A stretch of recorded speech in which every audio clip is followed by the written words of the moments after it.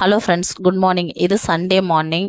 இன்னைக்கு லேட் ஆயிடுச்சு. 7:30க்கு தான் எந்திரிச்சேன். இப்போ ஆல்மோஸ்ட் மணி 9 o'clock ஆகுது. இப்போ தான் கறி குழம்புக்கு ரெடி பண்ணிகிட்ருக்கேன். ஒரு பக்கம் மட்டன் குழம்புக்கு ரெடி ஆகிட்டு இருக்கு. இன்னொரு அடுப்பில் இட்லி ஊற்றி வெந்து வந்துருச்சு. அதை எடுத்து ஹாட் பாக்ஸில் வைக்கணும்.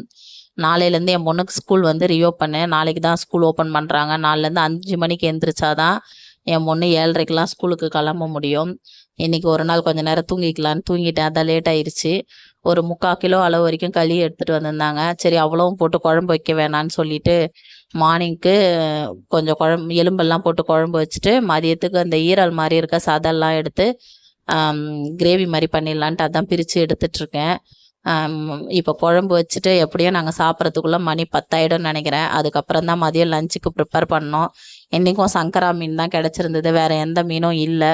சரி, அதனால் சங்கரா மீனே வாங்கிட்டு வந்திருந்தாங்க. சங்கரா மீன் குழம்பு வச்சுட்டு மதியத்துக்கு இந்த மட்டன் கிரேவி பண்ணிடலாம் அப்படின்ட்டு இருக்கேன்.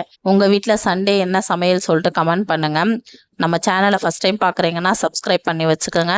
Tata, bye bye. இன்னொரு வீடியோவில் பார்க்கலாம்.